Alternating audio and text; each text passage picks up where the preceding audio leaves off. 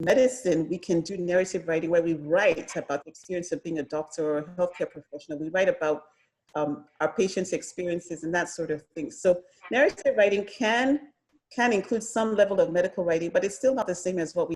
And then there's, all-out fiction writing where you just, make up stories. But even fiction writing is not always something that's supposed to be fiction. We can really identify with it because people are writing based on sometimes their experiences or other people's experiences. I remember reading Americana by Chimamanda Adichie, and I remember, I read the book and I felt like I could have written this book because so many of the things that she wrote about, even though it was fiction, were real life. You could tell that she was writing about things that she had experienced or other people had experienced living in America. So that's just one example, but that's not our focus for today. All right. So with medical writing, again, we're not just talking about experiences. We're not just talking about feelings. With, in medical writing, we want to communicate scientific information. This is information that's really going to matter for people's lives, for people's, it's going to matter for people's health. So we have to be careful about what we say. We have to be accurate in the way we communicate, and there's little room for creativity. Again, creative writing, you're creating, you're writing, you're the one that's deciding what you want to say, what you don't want to say. You're the one that's making up the story, so to speak. And obviously that doesn't apply in medical writing. So Dr. Onoha, am I going too fast? No, you're fine. Okay, thank you. All right. So, and even within medical writing, there are different types. There's the academic or research type of writing, which is what we're going to be focusing on. But you can also have marketing and regulatory writing as well, which we won't be talking about today.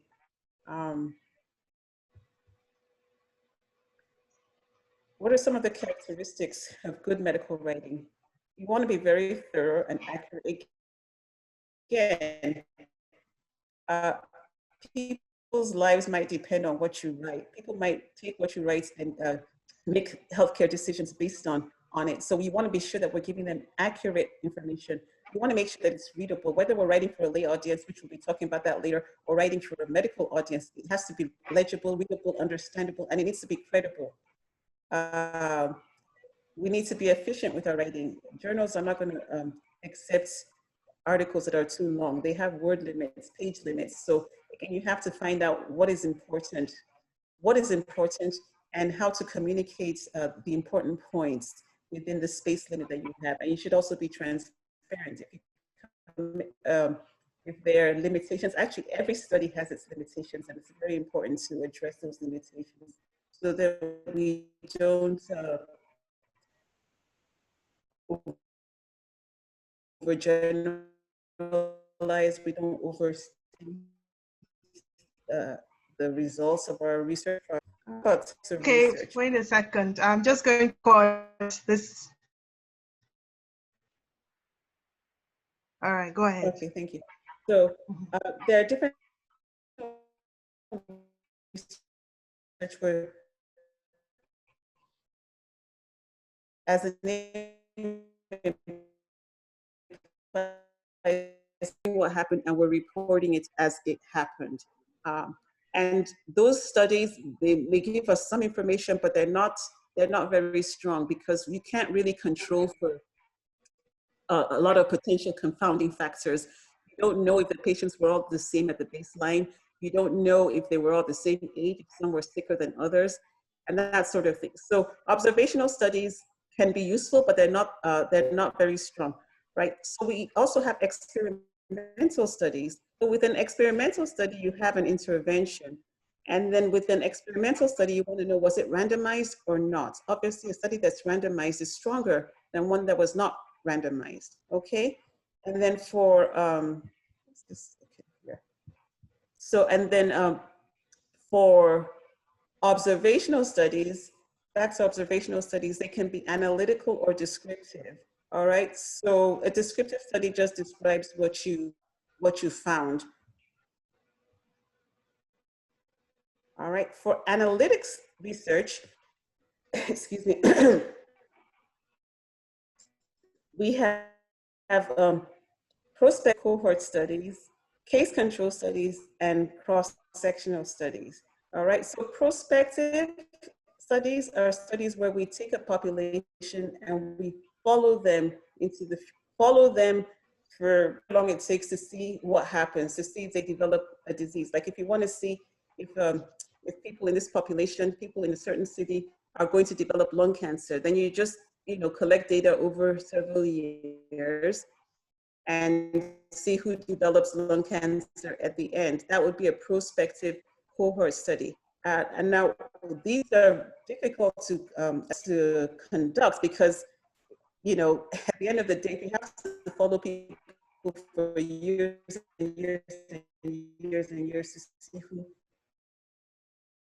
develops lung cancer, or the people you're studying might end up being, right? Because you'd have to study them for years and years and years. And obviously that would be expensive and not very practical. All right, case control studies are retrospective, where we take people who have a disease and compare them with people who don't have a disease. And we look back in time to see what they were exposed to, right? So that's retrospective, where we're looking back in time. And then for a cross-sectional study, we're looking at people at one point in time to see what they have, what they've been exposed to, and what diseases or conditions they have.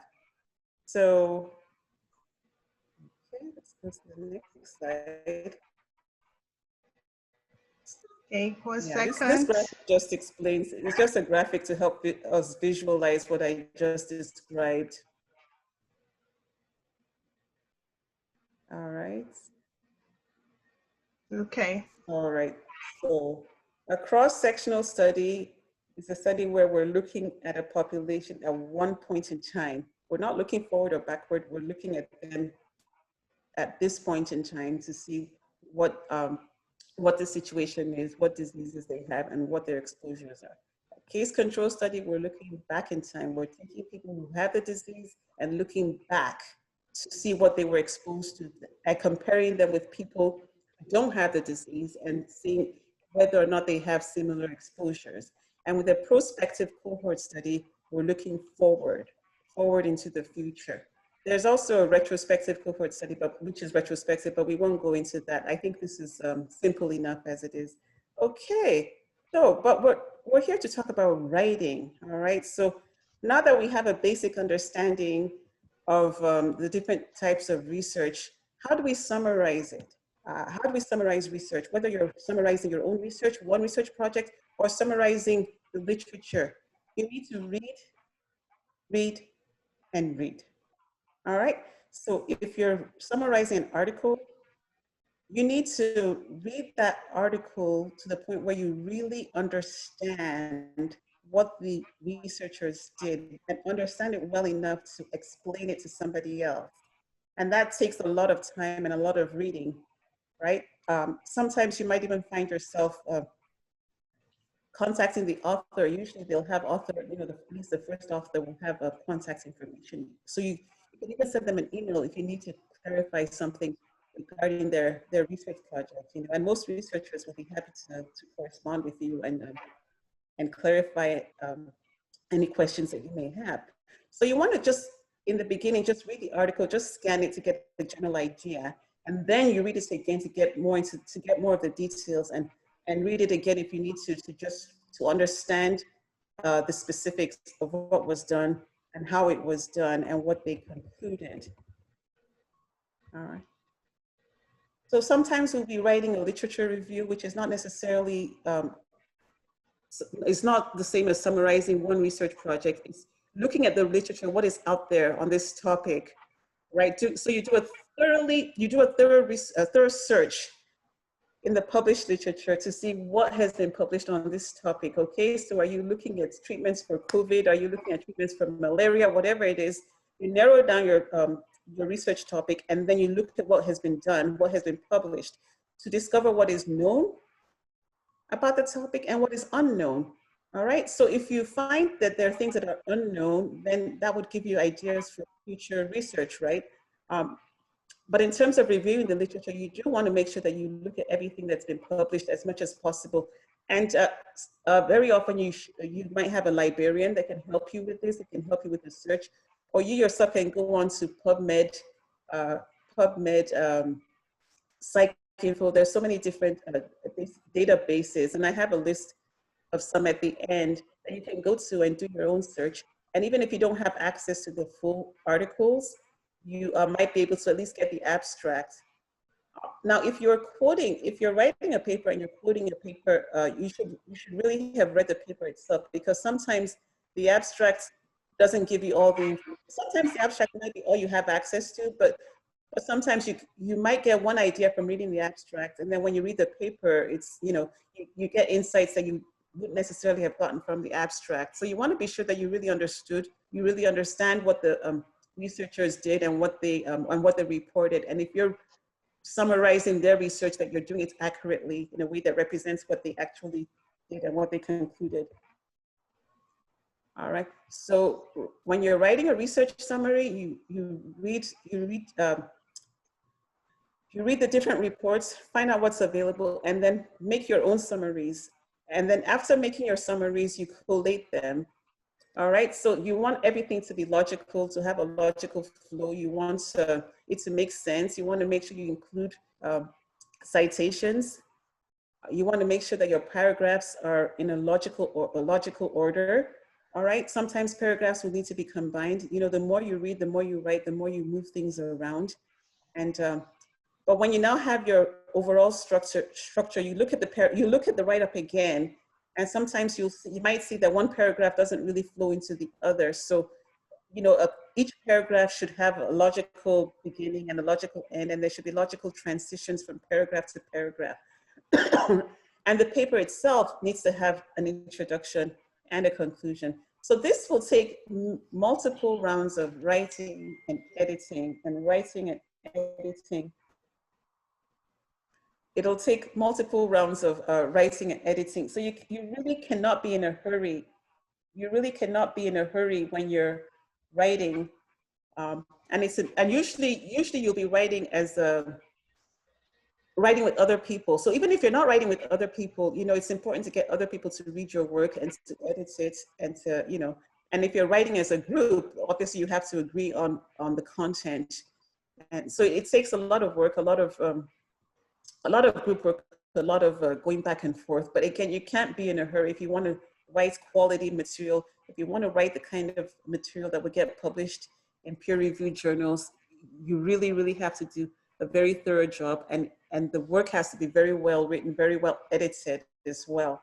Because even after you've gone through multiple runs of editing, the reviewers are going to, if they even accept your paper, very likely they will ask you to, very likely they will make more edits or request more edits or more revisions. So you can't be in a hurry, and it's just par for the course. Okay. Dr. Onoha, do you need more time for the recording? Okay, I think somebody was trying to join in. So Ron, if you can just make an announcement, that person should try to join in again. Yeah. I couldn't click on time, the person left. That's fine, no problem. So, okay, all right. Okay, so we can go ahead because I'm recording. Okay, go ahead. All right, okay. Go ahead. Mm-hmm. So we talked about writing a literature review. Now, when it comes to writing a research report, this is the general outline that they tend to follow. You have an introduction, you introduce what was done, why the subject is important, then you describe the methods. So whether it was your methodology or somebody else's, you describe what was done, and then write the results, and then the conclusion. So this is just the overall outline that research reports generally follow.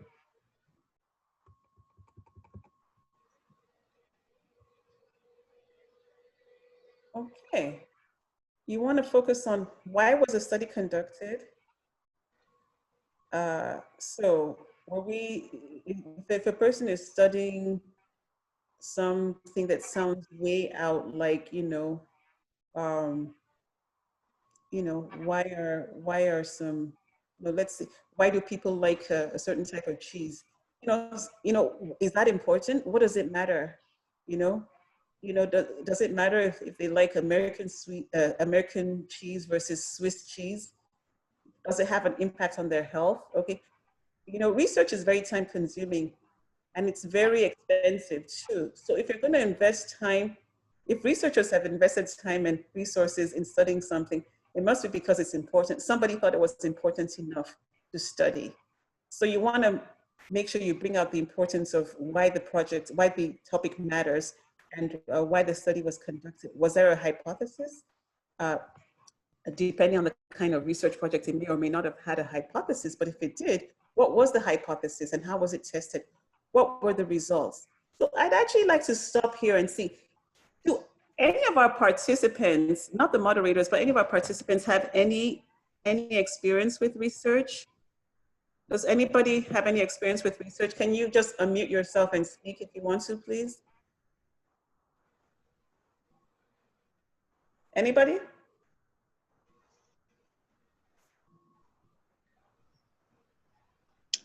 Hello. Hi. Hello, everyone. Yes, my name is Kemi. Okay, welcome, Kemi. Yes. Yes, thank you for your presentation so far. And so I have experience with research, and I joined the class because I also wanted to get more information from experts to practice outside Nigeria to see the kind of experience they have in getting their papers published, because one of my interests is global health. Okay. And yes, and I was also looking at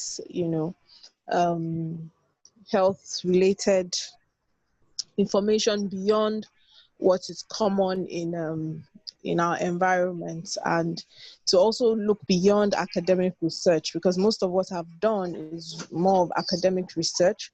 So my interest was also in looking at non-scientific communication, health information for lay people, for social media, and for general health education and health promotion. Excellent. So my experience so far has been more in academic research. So I wanted to look at non-scientific communication. Okay, great. Thank you so much for joining us and for sharing that. I think it's great that you have those interests. And actually, we will be talking about writing very briefly for a lay audience. This is just a very broad overview, so we won't be able to go into too much detail. But we are writing for a lay audience, and Dr. Onoha will be talking about writing health content for social media as well.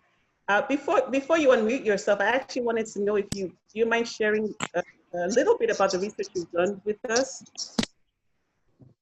Okay, so I've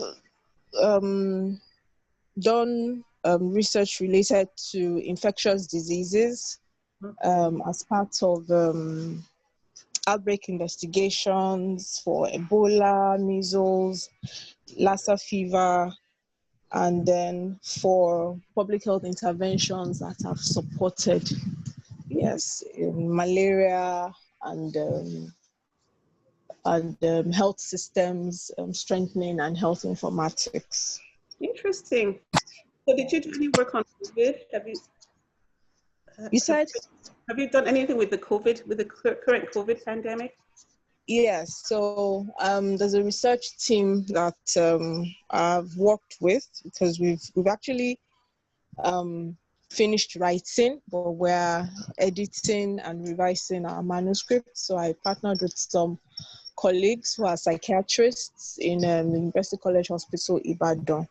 And so we're looking at the psychosocial impact of COVID on Nigerians. So because there was a lockdown then, we couldn't do physical interviews, so we did an online survey. So we did one for Nigeria, we did a multi-country study, and then we did one for health workers. Excellent. Can I say something? Yes. So on the question of how to get your papers published, I think you should feel free to approach international journals and publications. Because I know...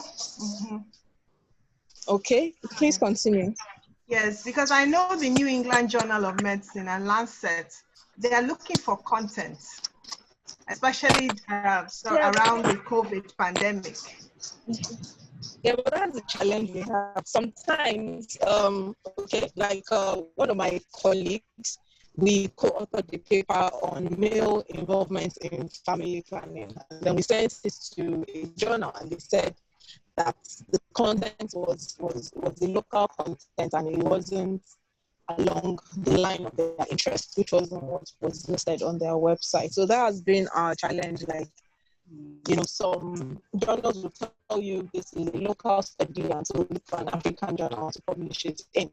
And then most researchers want their work to be seen beyond, you know, the shores of Africa, and then they have that challenge getting it to a larger audience. You know, so Yeah. I don't know. That's been the experience. I think you just have to try various journals, and eventually one will say yes. And in terms of the social media content, I'll be talking about that after Dr. Simoyan. Yeah. So the thing about journals like the Australian Journal of Medicine and Lancet is that they are top-notch journals. It's really hard. It's really challenging to get published in them. You know, some of these journals will have as high as a 90% rejection rate. So don't feel bad if they reject.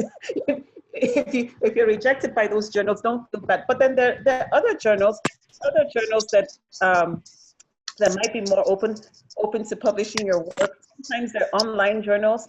Being online doesn't necessarily mean it's going to be easier, but a lot of these open access journals unfortunately have a fee. They have a fee because that's how they, you know, that's how they pay their bills. Without subscriptions, they need to have a way of you know, bringing money in. But another thing about some of these top journals is that sometimes it's who you work with. So if you're able to get somebody who is knowledgeable in the field and who is known and who has published previously in that journal, if you're able to get them to be a co-author, not just to put their name, I don't believe in putting their name on something that they didn't contribute to, but if you are able to get them to have a meaningful level of involvement in your write-up, you know, sometimes that might improve your chances. So I would encourage you not to give up. Who did you work with in Ibadan? Who were the psychiatrists in Ibadan? Okay, so I worked with Dr. Jibril Abdul Malik. Okay, I know him. Okay, and Dr. Abdul Rahman. And then we also worked with some people in Lagos, Bonju Bola Babalola and Dr. Nubi. Okay, thank you. Well, I know Dr. Abdul Malik. So anyway, we can talk more offline. All right, but thank you for sharing your experience. Thank you very much. All right, so back to research methodology. It's very important to talk about methodology. Now, if you're describing your own research, right, then you need to give enough detail for people to know what you did and to be able to go and replicate your study in their own lab. If it was, you know, if it was the lab study, or, you know, you need to explain exactly what was done, when it was done, how it was done, and why. And if you're writing up summarizing somebody else's study, obviously you won't go into as much detail, but it's important to give enough detail that the reader will understand how the study was done. All right, and then talking about results, what were the key findings? All right, did we compare, hey, do we want to get controversial now? Did we compare hydroxychloroquine with or without azithromycin with standard of care? Did we find that one patient, one group, one population did better than the others? I'm talking about COVID now.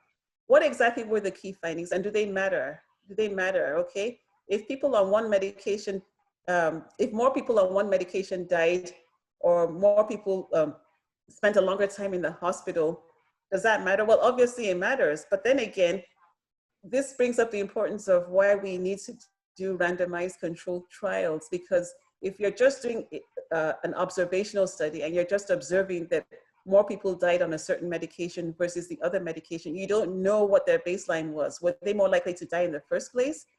Or if somebody says that, well, they treated X number of COVID-19 patients with hydroxychloroquine and nobody died, well, what exactly are they telling us? We don't know what those patients' baseline status, what the baseline status of those patients was. Were they people who would have gotten well anyway? we know that most people who get infected with COVID-19 actually get better with, most of them get better, but some of them get very, very sick. So how do we know that the people that you were treating were people who would have gotten better with nothing? How do we know it's not a placebo effect? So when people come to you with arguments and everything, it's important to try and explain to them, why research is done and why, there are different levels of research, different levels of evidence, and not everything that's reported as research is true research. Not everything, even if it is research, it's not always as reliable, and even when we do have our randomized, placebo-controlled, double-blinded studies, even they have limitations. And that's why we need to be transparent when we're reporting our research and talk about the limitations, and then let the readers make their own conclusions. Okay. All right. So when it comes to discussion, that's when you talk about not only the results of this study, but how do they compare with the results of other studies? All right. So if we found out that that our patients responded to chloroquine, let's talk about malaria now. We know we know that chloroquine works for malaria anyway, but maybe somebody did a study in the past and they found out that less than 50% of their patients got better on chloroquine. Does it matter? Is it because they had a higher level of chloroquine-resistant malaria in that community? What are the important points? So you're not having a discussion just for the sake of the discussion, but you want to bring out the important points and really compare and contrast with other people's findings. You don't do research in a vacuum. Research has to be in the context of what is known and what is not known. So you do your research in the context, you start from what is known and then you try and fill in the gaps of what is not known. And virtually every project will still end up with the need, with us acknowledging the need that we need to do even more research. So research is it's a never-ending cycle. You do research, you answer one question to generate more questions, and you answer those questions, and you generate more questions in the process. It's just like they say, learning is a lifelong process. Research too, the inquisitive mind, you keep asking questions and you keep researching, and and then there's never really an end point. And sometimes what we know today, what we learn today ends up not being true in 5 years or 10 years from now. Somebody once told a graduating medical school class, something like 5 or 10 years from now, half of what you know, half of what you've learned will no longer be true. The only problem is you don't know which half. And that's why lifelong learning is such an important concept. Okay. All right. So when you're summarizing a project, you want to identify the important points, summarize it for the readers. Okay. You're not summarizing it for the person who did the project. You're summarizing it for a reader. So remember, readers don't have all the time in the world, do they? The average person just doesn't like to read, and especially when it's scientific content, you really want to make it, even when you're writing for a scientific audience, you want to make it appealing. So you want to focus, you want to have a focus, and you want to make sure that you're not putting in too much detail. At the same time, you're putting in enough detail that, they can get a good sense of what the project was about. And then obviously you want to be sure that you're accurate in what you're reporting. You have enough information there. You edit it, you give it to somebody else to edit. And ideally give it to somebody who knows nothing about the subject and see if they can read it and understand it. Now, if it's a highly technical subject, that might be hard for somebody who's a layperson to understand. But generally speaking, you should be able to give your summary to somebody who knows nothing about that topic, right? They might know about science in general, but they don't know anything about that topic. And if they can read it and have a basic understanding, then you've probably done a good job of summarizing. Okay. All right, so some general tips, like we said, be concise. Don't make conclusions that your data don't support, all right? So, okay, so for example, this is going down controversy lane again. there was a study that's, this study about hydroxychloroquine being, about patients who are on hydroxychloroquine for COVID, about them having higher mortality, more side effects. And then at some point, the paper was retracted. The paper was retracted for good reason. And then some people concluded that because that paper was retracted, it meant that hydroxychloroquine was fine and it was effective for COVID. That's making a conclusion that's not supported by what happened. So just because one paper that showed that hydroxychloroquine wasn't good, wasn't effective, was harmful, the fact that that paper was retracted doesn't mean that the opposite is true. If you get my drift, it doesn't mean that, therefore the medication is effective, because it doesn't, that one act of retracting that study did not negate all the other research that has been done. So when we make conclusions about research, especially about things like COVID-19 that we're still learning about, that's still evolving, we have to look at all the available evidence. What we know now is different from what we knew 3 months, 5 months ago. And 6 months from now, we'll hopefully know a lot more than we know now, all right? So try and look at all the information, try and apply some critical thinking when you're looking at research and when you're analyzing data, look at all the available evidence and come to your own conclusion, all right? So when you're presenting evidence, presenting research, summarizing research, just be sure that you're not making conclusions that aren't supported by that data, and then avoid overgeneralizing too. So if you studied, let's go back to malaria. If you study malaria in a small group of Nigerians in a tiny village in Oyo State, for example, and all your patients were in that village, they were all from that village, you can't generalize and say that, oh, all Nigerians are going to respond to that medication the same way, because your sample size was not representative of Nigerians. You can't say that all Black people are going to respond to the medication that way, and then assume that African Americans are going to respond the same way because people in this tiny village in a small part of Nigeria responded. Think about it. African Americans are very diverse.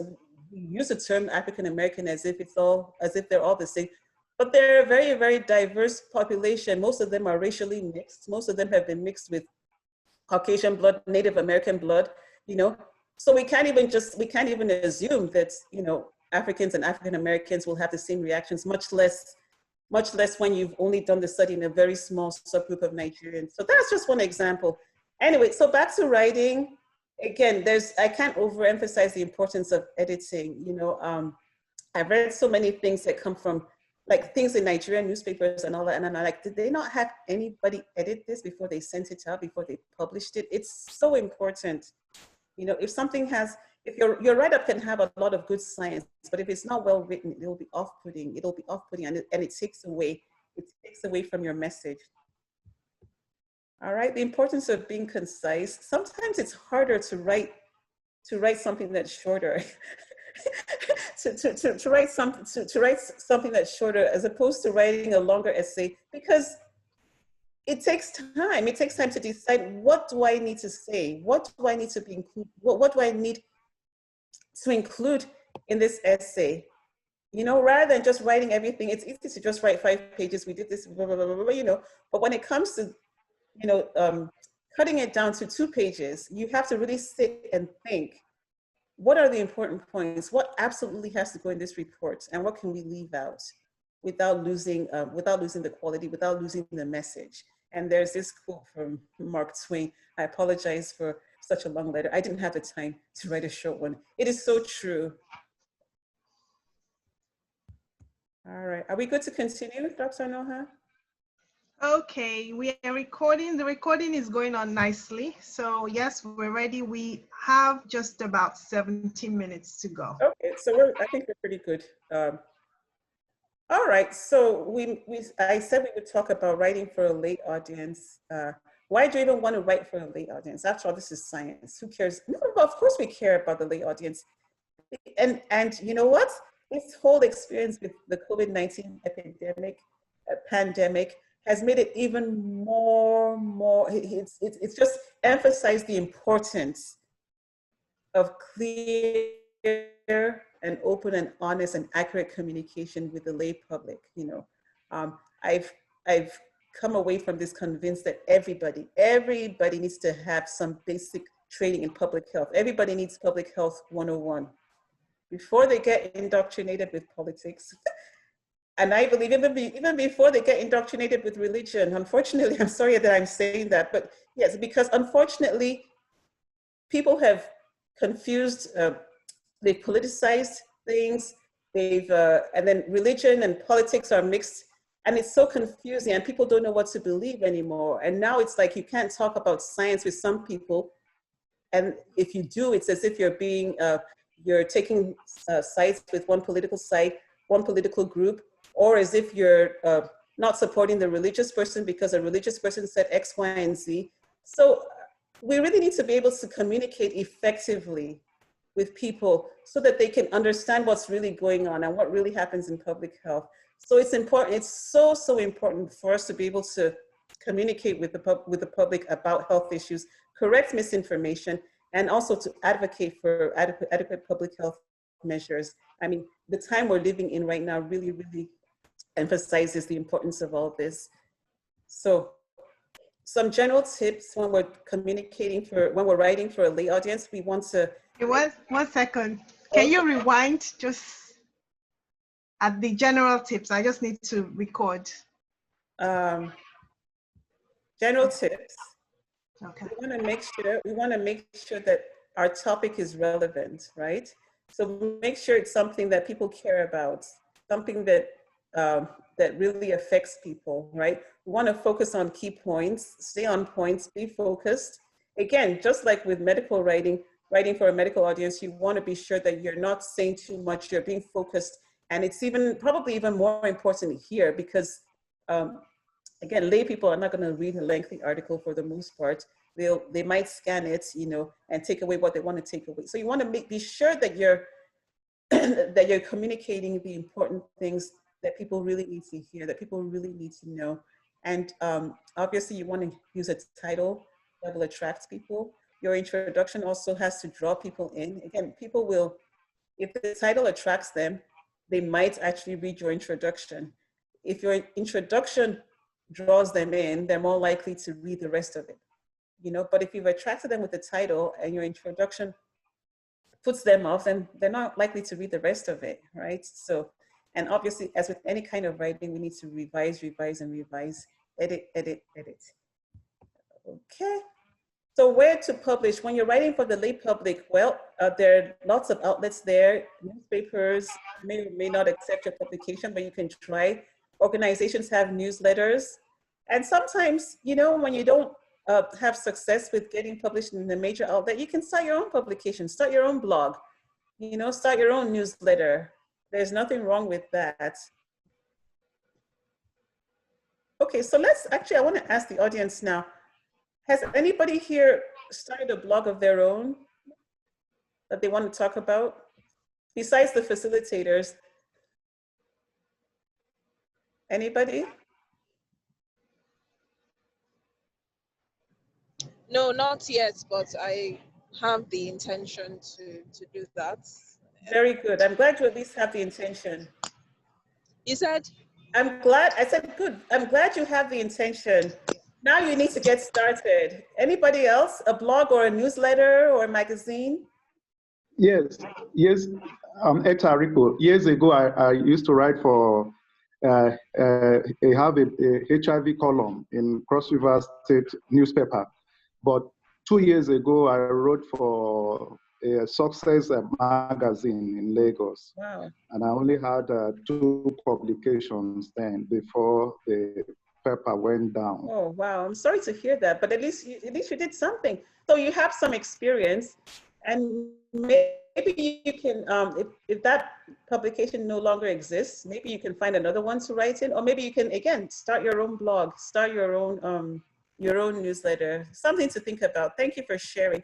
All right, so we want to be sure that our information is objective. We're giving relevant information remember to have keywords, especially when you're writing for a publication, or when you're writing, even if it's just an online blog, you want to emphasize highlight your keywords so that other people who are interested in the topic are more likely to find your write-up. All right, so we really need to talk about plagiarism. It might sound like it's obvious that you shouldn't copy somebody else's work, you shouldn't quote somebody else without referencing them, but you'd be surprised what goes on in the writing world. All right, we always have to give credit to whom credit is due, right? When you're using somebody else's ideas, their opinions, or their theories, all right? If you're referring to their work, you need to reference them. If you're quoting somebody word for word, like a statement or sentence that they made, it needs to be in quotation marks, right? And there's also a limit. I'm not going to get into the technicalities of all and the legalities of how much is acceptable and that sort of thing. But I mean, obviously it's all right to quote somebody and say, oh, Osler said, listen to the patient, he's telling you the story, that kind of thing. And for somebody like Osler, I'm not even sure he lived such a long time ago, and that's a pretty well-known statement, so I'm not sure I would need a reference for that. But generally speaking, if Dr. Ono has said something and I want to quote her word for word, I need to put those words in quotations, right? I once had a student work with me on something, and then she wrote as part of her paper at the end of the experience, and I didn't know this until after she was done. She copied, I gave her something that I had written, like a proposal I had written to help her to understand the work we were doing and all of that. And then after she left, when I saw her write up, because I didn't get it on time, and when I got it later on, she had basically just copied and pasted maybe 4 to 5 pages of my work. You should have been flattered. No, she copied it, and not only did she copy it, she didn't even reference, she didn't say where it was from. But even in that situation, you can't copy pages of somebody's work and then say, oh, I referenced them. I got, no. It's a no. It's a no, but she didn't even put my name. No. She didn't even reference it. That was plagiarism. Yes. And she was from a local university, and it's unfortunate because we had a good rapport, we were friendly and everything, and then she had gone when this happened. I had to report her to her school. And this is somebody who had, I had to report her to her supervisors, somebody who had, I believe, straight A's up to that time. They took it very, very seriously because they teach their students about plagiarism. They educate them and all of that. I think they even have something like a mini course or something, seminar or something on plagiarism. So there was no excuse for that. So she was failed. Can you imagine going from straight A's to having an F?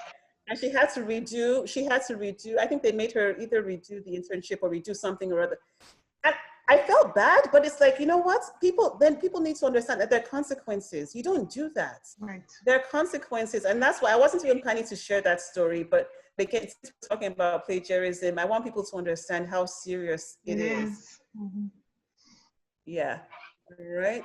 So anyway, so don't plagiarize, okay? Use your own words. Use your own words to summarize what the other person wrote or what they did, And if there's any question about whether or not you can reuse something, just ask for permission. If you're able to ask for permission.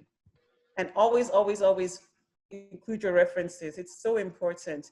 All right, so in terms of references and citations, they can be from a primary source, that's the original source, or a secondary source. Now, a secondary source is when let's say I'm quoting Dr. Onoha, but when I read her paper, she's actually quoting somebody else. That's not ideal.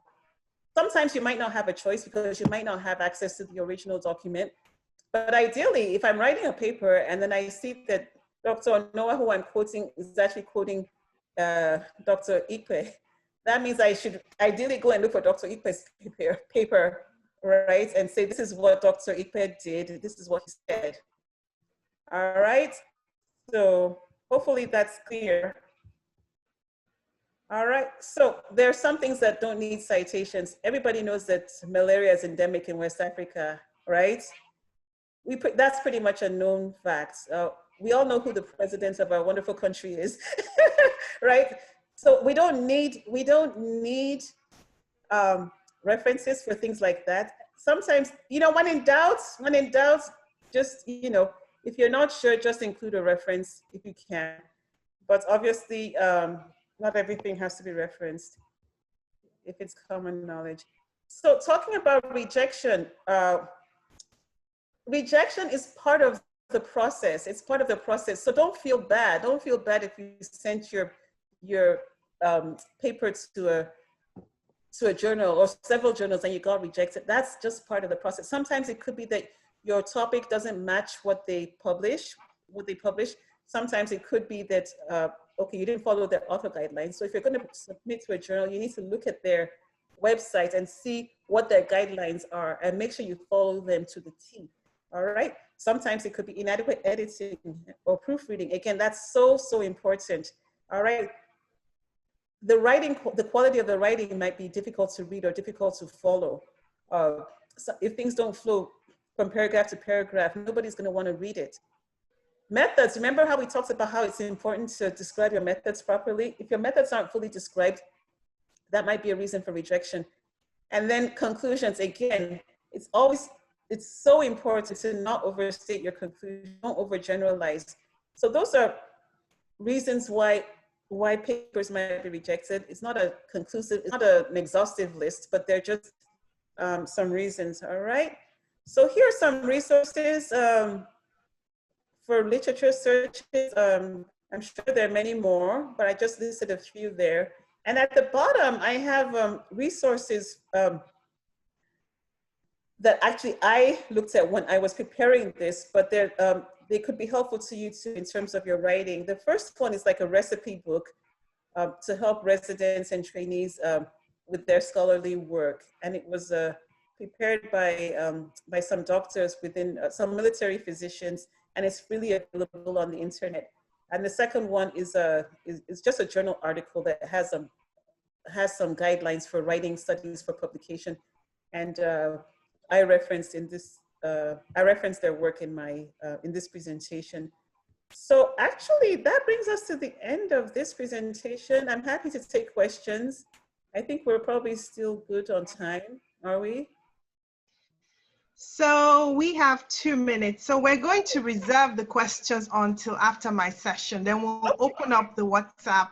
I want to say thank you to Dr. Simoyan for this wonderful presentation, very detailed, and I'm sure we learned a lot.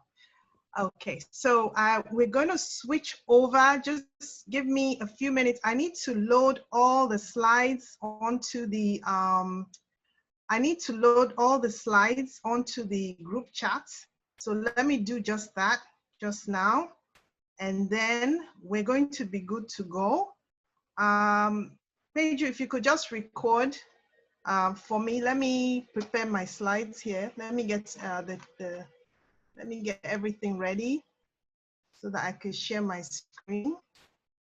All right, let's see here. The problem is, do I need to be on? Okay, never mind. Okay, so 1 second. Let me see. I'm trying to. Okay, I think you have to make me host. So stopping my share, then I need to make you host. Okay. It's not giving me the option. Am I the one who's making you host or somebody else? Okay, 1 second. Let me just send some of the slides on up to the 3 slides. So what will happen is we'll just go ahead, we'll start.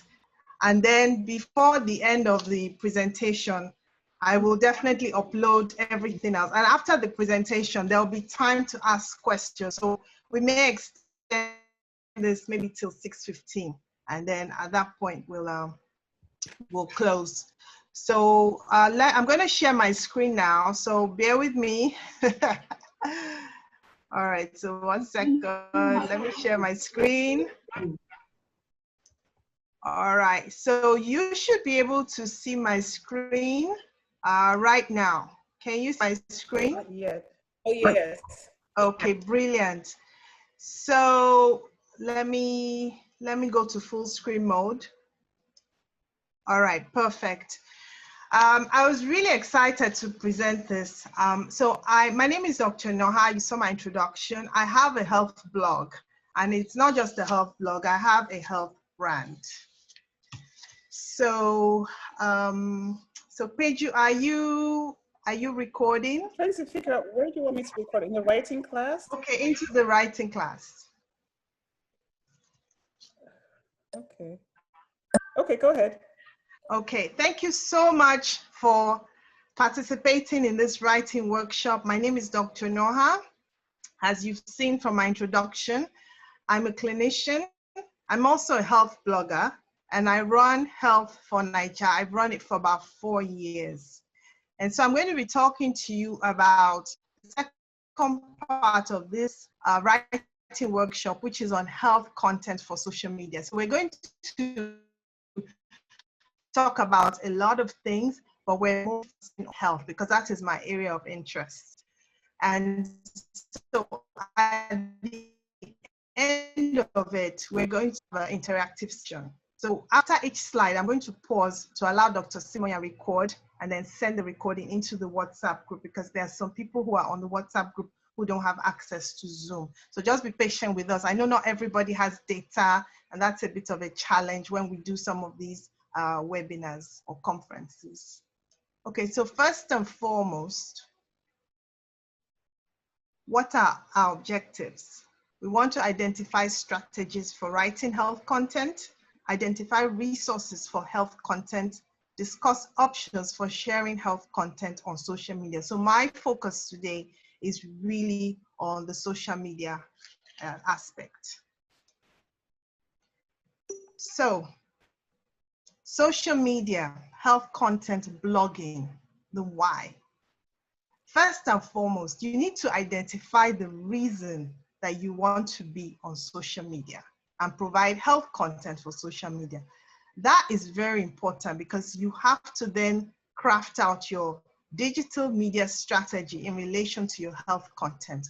What do you want to accomplish? So when you go on social media as a health professional, you need to know what your goal is. What are you planning to accomplish? So people have different agendas for being on social media. Do you want to educate the masses? Do you want to educate lay people? Do you want to educate your colleagues? Do you want to educate your peers? Do you want to be an advocate? Do you want to advocate for other people? Do you want to advocate for your own health? Do you want to improve your writing skills or just learn new skill set? Do you want to learn from other people on social media, so you need to engage? Do you want to create your brand? Do you want to be visible? Do you want to earn money from social media? So those are some of the reasons people go on social media. So first and foremost, you need to identify the reason for being on social media. Social media, the way I call social media is expression with purpose. If you go on social media and you don't have a clear direction of what you need to do, you're going to be all over the place. So first and foremost, what is the why? Okay, identify your purpose for being on social media.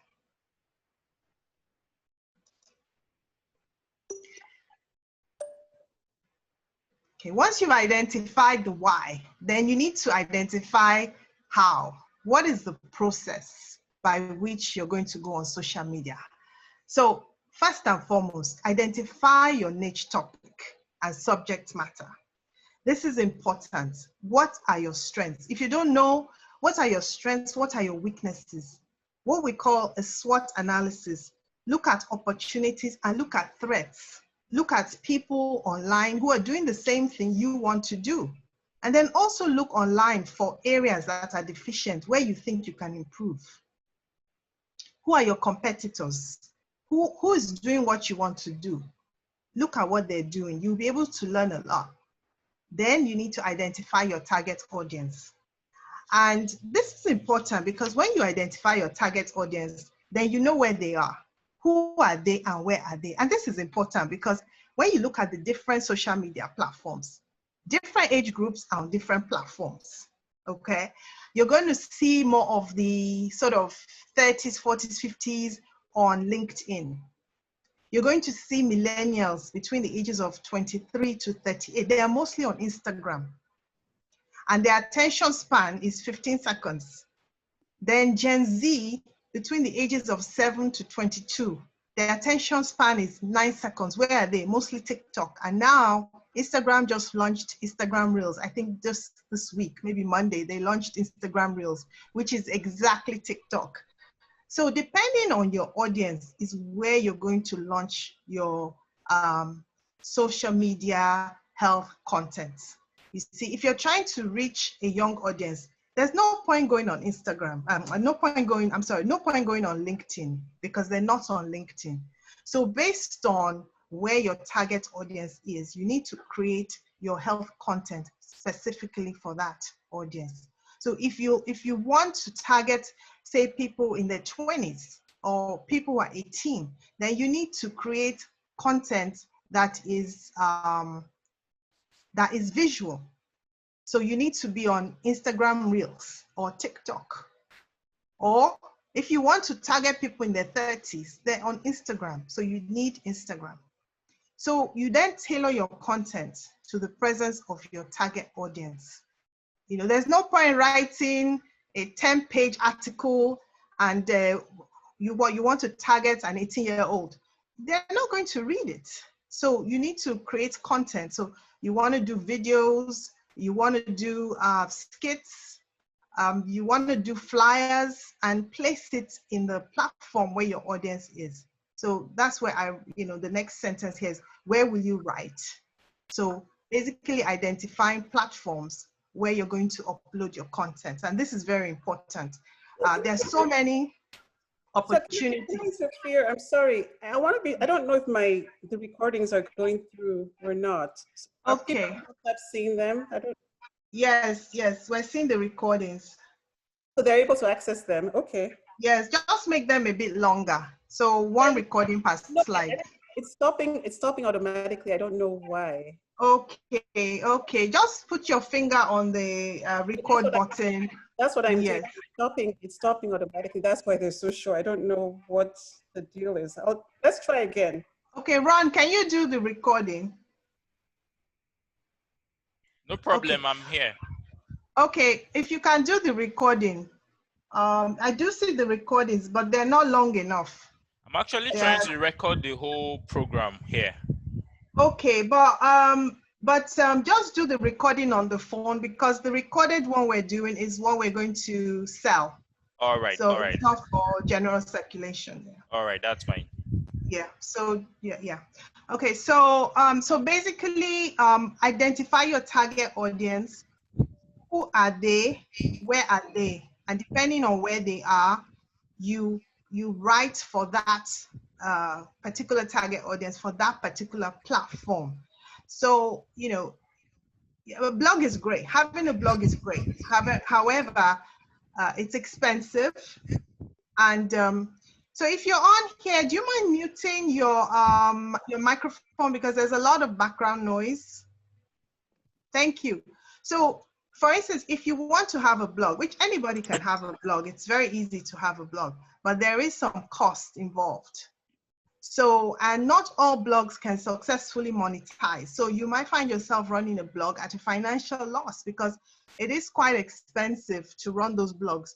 First, you have to buy a domain name, and then you buy a hosting site, and then there might be other things you need to do. So sometimes you may want to submit your writings to already existing blogs as a guest blogger. You can also put your articles on Medium, it's free.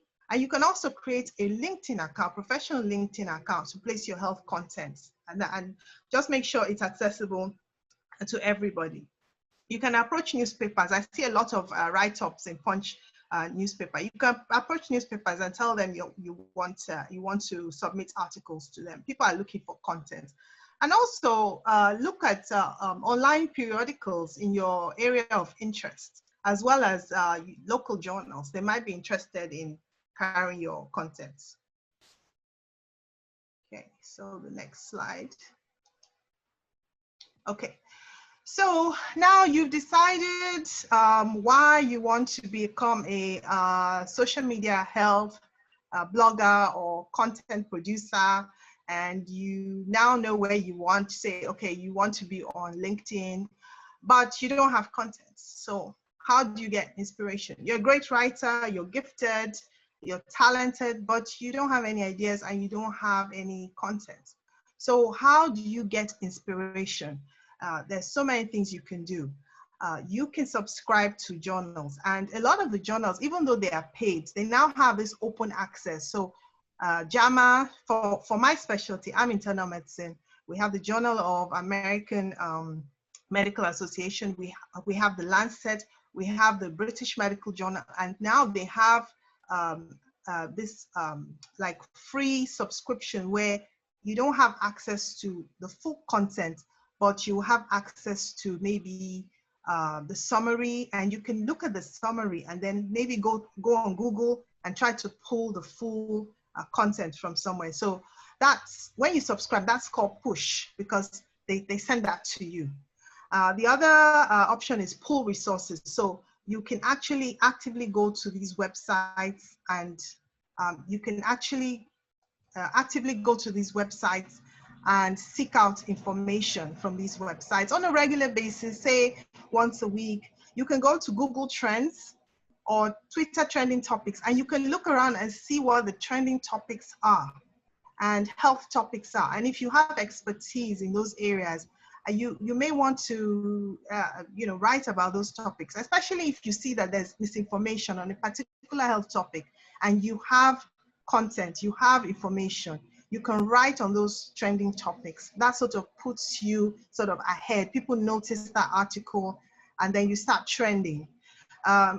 There are other news medias. Most of the international newspapers have health sections, so you can go in there to look to see what the trending topics are.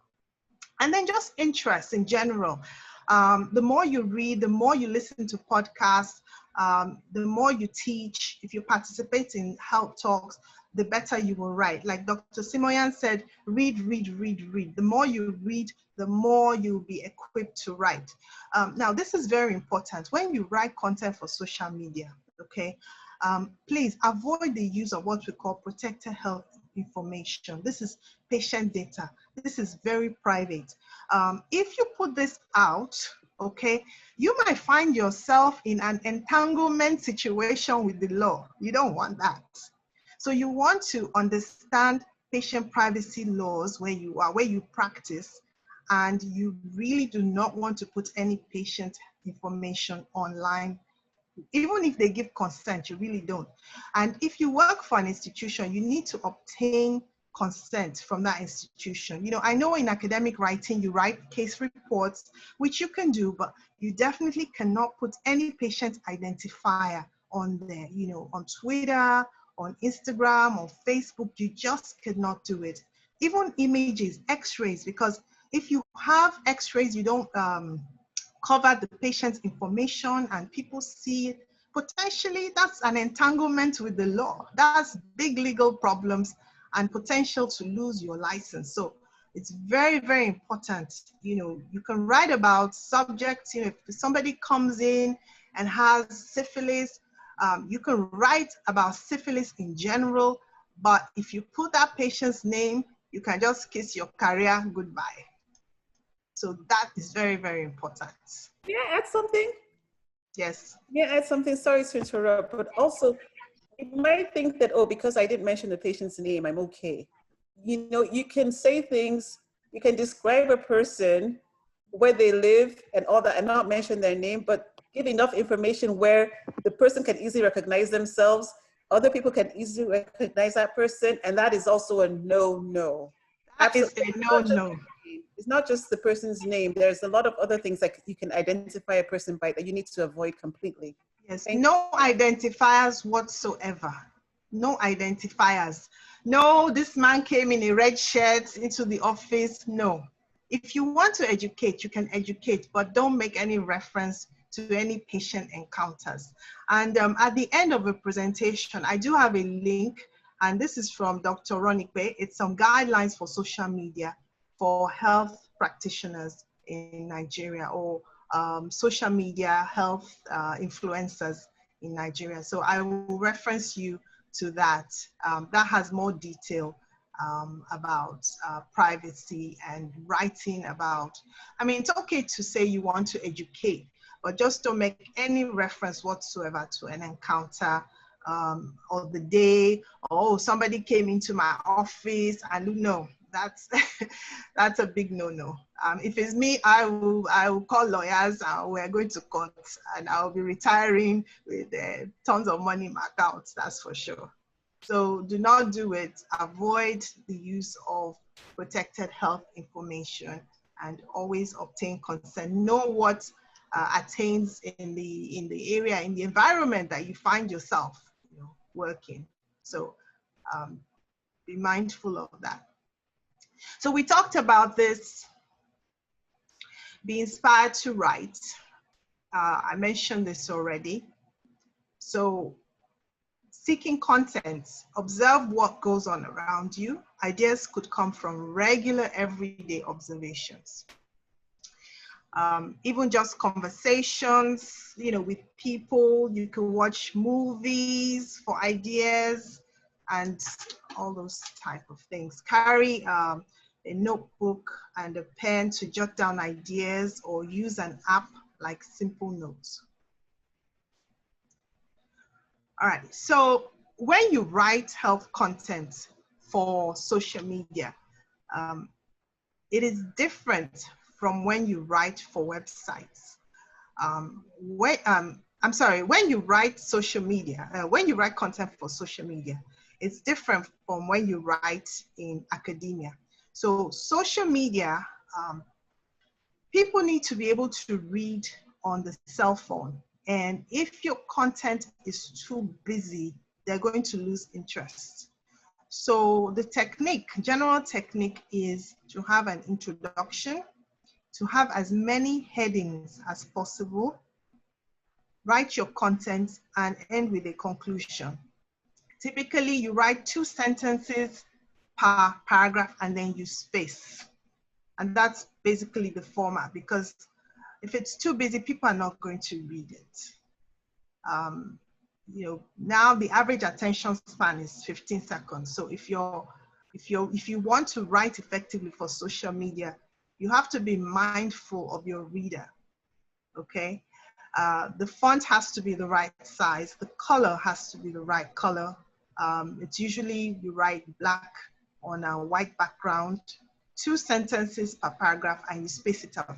And if you're quoting, do not have more than 30% citation on the content of what you're writing.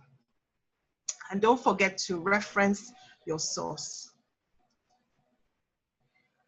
All right, so when you write on social media, you want to increase your social media presence, because if you write and nobody reads it, then it doesn't have any impact, right? So you want to increase your outreach. And everybody has different learning capacity, or how they learn. Some people are visual, some people hear better by hearing, and some people by reading. And that's why most people, when they have a brand on social media, or they're social media health writer, you usually will find them in two platforms. So you have to select your 2 platforms that you're going to write consistently. So depending on your target audience, and it could be anything. You could write on Facebook, you could write on Instagram. You have to make flyers for Instagram or videos on Instagram. And you could also use the, what we call copywriting, which is not copying, it's persuasive writing. And that is a way of writing to increase engagement. Something like, here are 5 ways to prevent diabetes. And that is copywriting, because you're trying to increase engagement. You can use target ad marketing on Facebook. It works really well to reach your target audience. If you're trying to push your health content, you can use radio shows. We have radio shows, TV shows, and podcasts, and also YouTube. So this is also another reason why people want to be on social media. creating revenue monetization is not that easy to do. People who've done this successfully, I would say it's a lot of hard work. And your revenue, your ability to make money off social media is directly proportional to your following. So the larger your following, the more the revenue. For instance, with YouTube, you have to have about 1,000 subscribers and 4,000 hours of content. Instagram also, advertisers will approach you once they see you start having a lot of followers, and not just followers, you have engagement on those social media platforms. If you just have followers but there's no engagement, then you don't have a very interesting platform. They're not going to approach you. So typically they will approach you, they start seeing upwards of 25,000 followers, then they'll start to approach you. You can also list yourself on some of the marketplaces for marketing and branding. You can be an affiliate. So if you go to any of these websites and just click on how to be an affiliate, you will just register and put in your bank information. They'll give you the links and you put it either on your blog, or you could even put it on your email or anywhere you have content. Amazon Associates is also really, really good. You can open an account with them, and then you would just take the links and post the links on your page. And you can write content around products like that. I mean, for instance, there was one I had where I was writing about hypertension, and then I had links for blood pressure machines from Amazon. So you can give your followers value. And I think that's also one of the main factors to being successful on social media, is providing value to your followers. If they see there's value, then there's more engagement. You can teach courses such as this one. So if you have certain expertise, you can package it and teach a course. That seems to be the trend now. There are some platforms there that allow you to prepare content. I think one of them is Teachable, but some of them are subscriptions, so they're not free. You can collaborate with people. Like for instance, now this session here, we're collaborating with Dr. Ron, who owns MRI Medic. You can collaborate with your friends. You all get together and plan a workshop. We also, this Zoom was given to us, this Zoom session was given to us by Dr. Doherty of Ingress Health Partners. So she allowed us to host this session here. So you have to basically collaborate with people. So if you have good content, you can submit it to news outlets. You just have to submit it to them. If they're interested in your content, they will print it. And what this allows you to do is it allows you to build your brand. And from building your brand, you get opportunities for other ways to earn revenue, for instance, through public speaking. So this is sort of what I call the indirect way of monetization. The direct way is getting the revenue off your website or social media platform. And the indirect way of creating revenue is by the sort of, let's say, the effect of building your brand. You get noticed as an opinion leader or a thought leader, and then people start to invite you to events, and then you name your price and you say, okay, I can do this talk and this is my price. So if people see your articles and they like your articles, they like your content, they're going to start inviting you to events. And then you just tell them, this is how much I charge. And then you go from there. And that's how you can create revenue off social media indirectly. So how are we doing so far? Good. Okay, great. I mean, I'm not. So, Is Ron still recording? Because I stopped. Yes, I am. Okay, thank you. Okay, so let me pause for questions. 5 minutes for questions.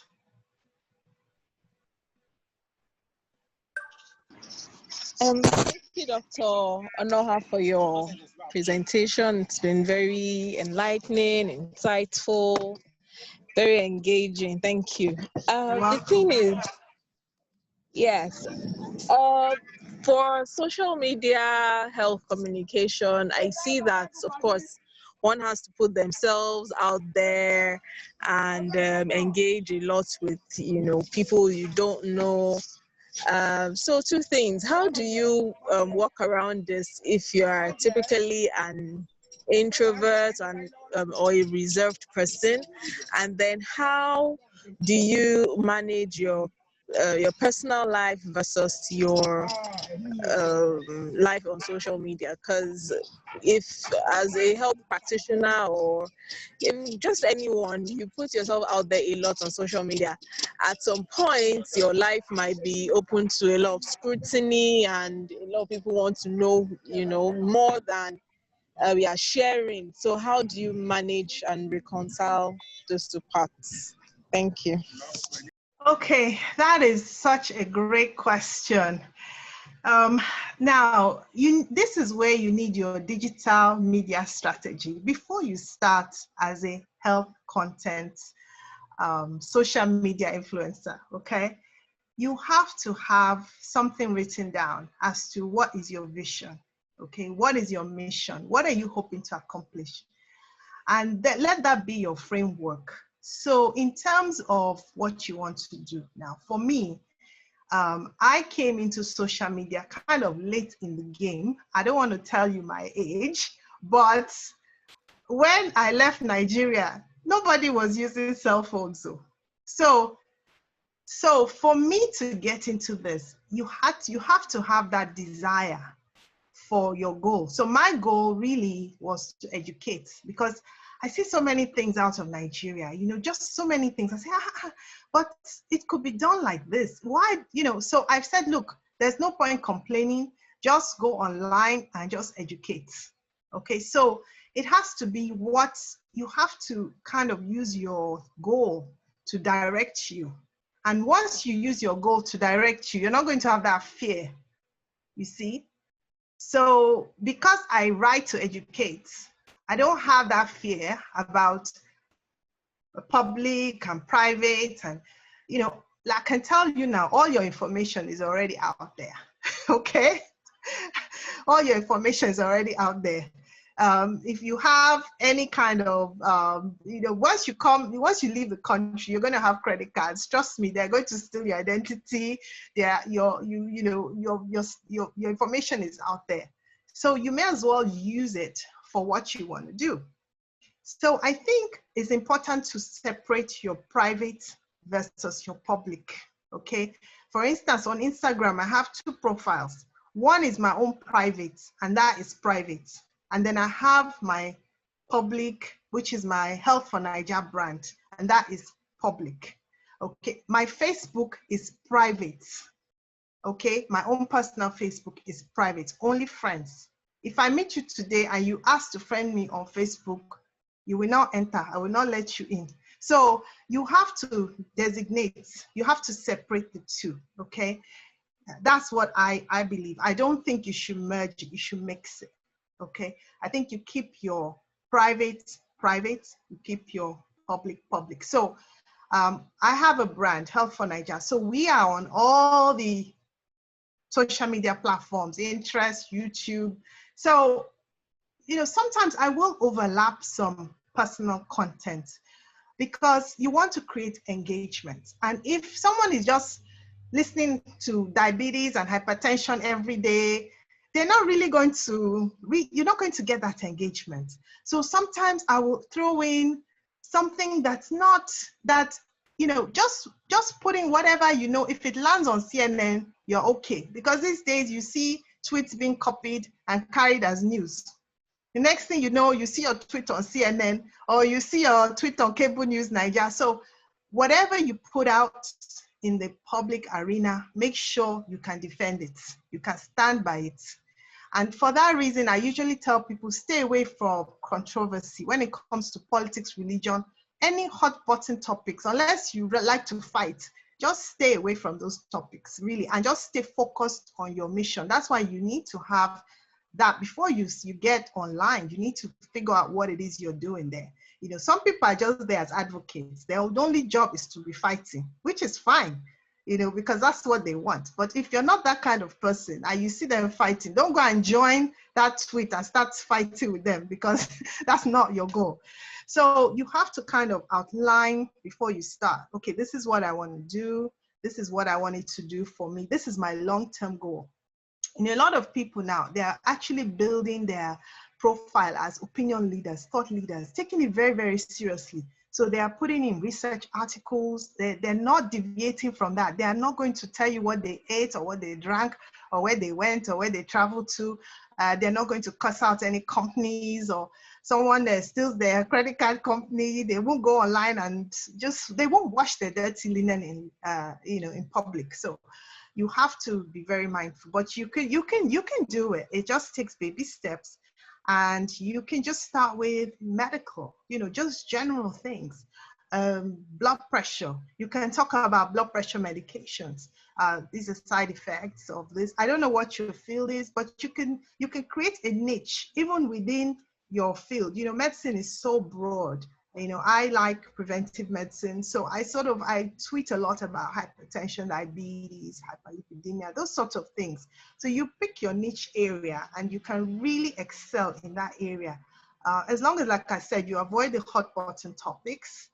Don't get into fights with people online because it is very much public. And I know a lot of people are afraid to go on because they're afraid of what the job will say or do, or but how do you create impact? If you have knowledge and you want to share that knowledge, how are you going to do it unless you come out on Facebook or Twitter or Instagram or LinkedIn? You just have to choose the platform where you want to be. I think LinkedIn is sort of a safe one to start with because you can decide, okay, I don't want to be public on this one. I'll just be private. And then you just take little baby steps until you get comfortable enough, and then you can then go public. I hope this answered your question.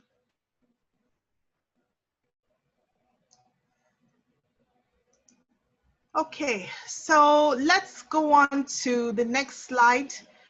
I'm going to talk about, we're still on the topic of creating revenue. So a lot of people think it's easy to go online as a health content writer and create revenue. It really is not. It's a lot of work. You have to build your brand.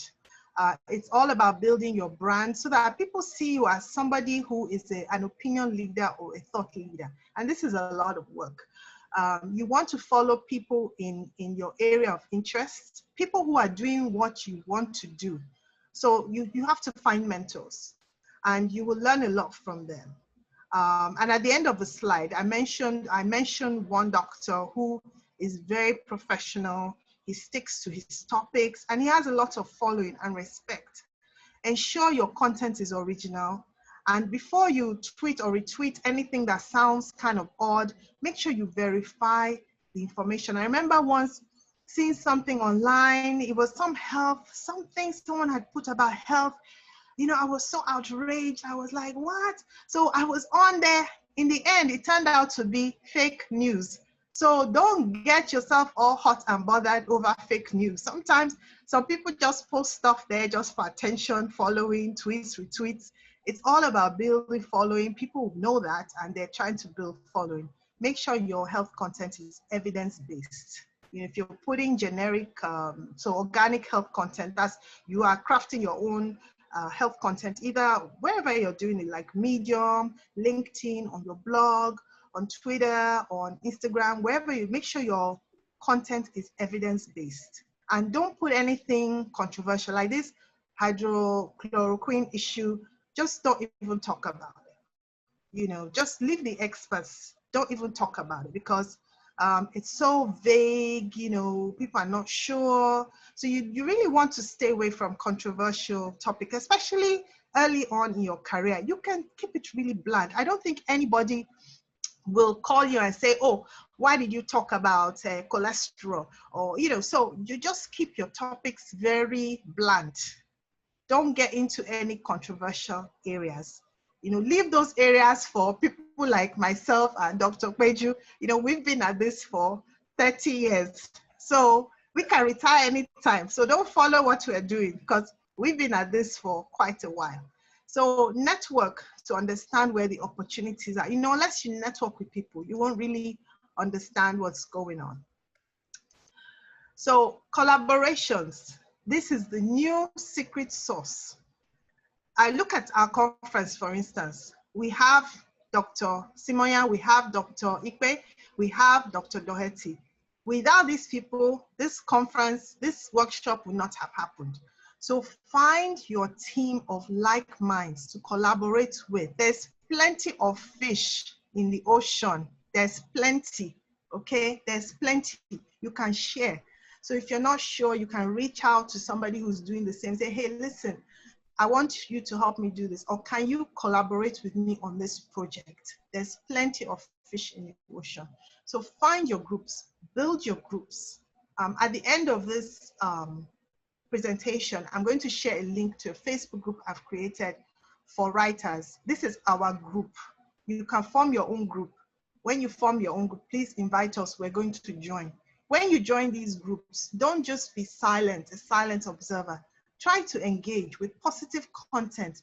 Do not write anything bad on social media because that follows you. That is your trail. If you write anything bad on social media, you don't know where life is going to lead you. In 10, 20 years from now, they might call you to come and be a minister.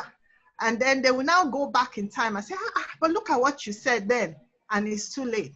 The opportunity is now missed. So whenever you write on, whenever you interact on Facebook with other people or WhatsApp groups or any groups, make sure your interaction is positive. If you feel that you feel strongly about something, just walk away. You don't need to put a comment that will now later come back and bite you. It's not worth it. So, you know, if you're trying to grow this presence online because of you want to be a thought leader or you want to grow your brand, or, you know, you never know. Maybe you later on you want to have a TV show as a health curator, or you know, you have big plans, but you need to be on social media. Keep it very positive and just keep it clean. So, you know, you can be, like I said, you can submit articles. There are various health blogs out there, and you can submit articles and then just ask them to create a link back to your site. They could put your, if you have a LinkedIn, which most people here should have a LinkedIn anyway. If you're professional, you should have a LinkedIn. And we talked about the podcast, radio show, and just building your networks. So outreach, accept as part of building yourself as a health content writer, accept invitations to speak online and offline. Join meaningful volunteer groups or health campaigns. So, you know, for instance, if you're worried about, okay, you want to create social media content.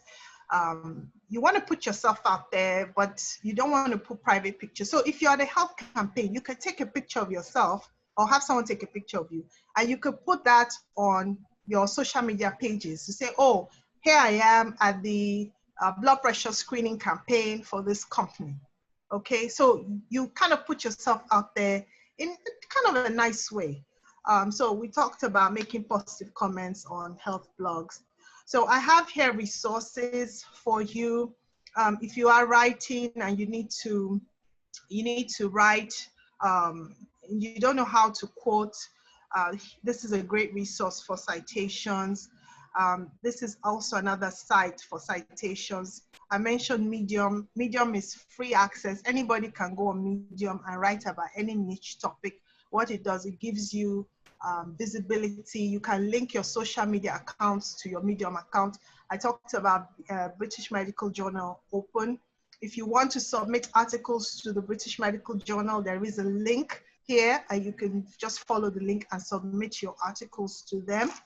I talked about LinkedIn. LinkedIn is brilliant because if you're a professional, you need to be on LinkedIn. LinkedIn is an online CV. It also allows you to build your personal networks. And you can also write your health articles on LinkedIn. Your peers will see it and people will engage, and that just gives you more sort of visibility. This is the link from sorry, this is the link for Dr. Ekpe's guideline to social media for healthcare professionals that has suggestions for social media conduct. If you have a blog, you want to make sure you have good SEO content so people can find you. And I have this article here also as a reference, and this is a great guide to follow. Dr. Paul Sachs, MD.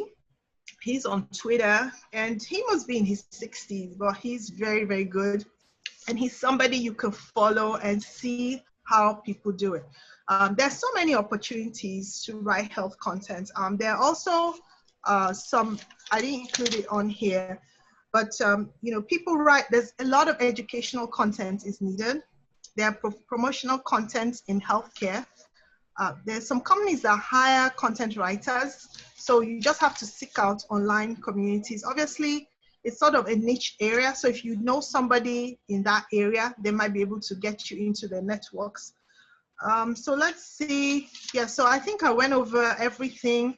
I talked about sharing good evidence-based content, sharing the links to your publications. So if you have any publications, feel free to put them on your social media platforms. Use appropriate hashtags so you can get sort of visibility and people can find you.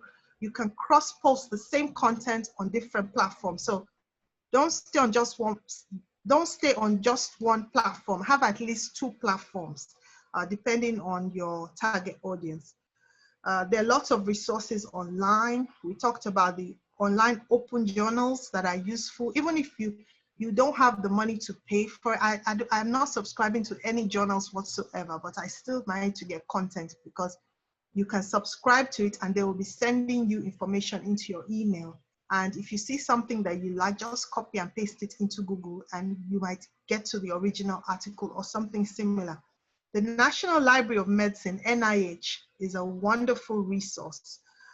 So, you know, key to being successful as a health content writer is staying ultra focused. You need to be ultra focused. If this is what you want to do, you need to put out content at least once a week. Pay attention to detail. And I talked about avoiding hot button topics and don't get into public fights because you don't know where you're going to be. You know, you don't know where you're going to be. I started off in a Jakande school in Lagos. I never knew I would move to America, but here I am. So you don't know where you'll end up. So just be mindful. When you write, be mindful of who your following is. You know, you're not writing for yourself, you're writing for your following. And I think then I just want to say also, create time limits. Don't spend too long on social media. I think 30 minutes a day is more than enough. You know, I spend about 15 minutes on Instagram because I have a timer for my Instagram. And once 15 minutes has reached, it will tell me you spent 15 minutes and then I'm out.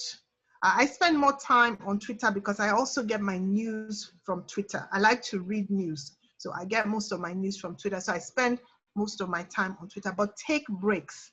Don't be on there too much. So I think don't spend more than 30 minutes on social media daily. Always have your long-term goal, be purposeful and deliberate. Have a growth mindset as you push the content. You don't know where your content is going to go. We wrote one article on my blog on formative years. I was very interested because the pastor of my church called me and said, I went on Google and I Googled formative years and your article popped up and I want to talk to you about it. So you just don't know where your article is going to go.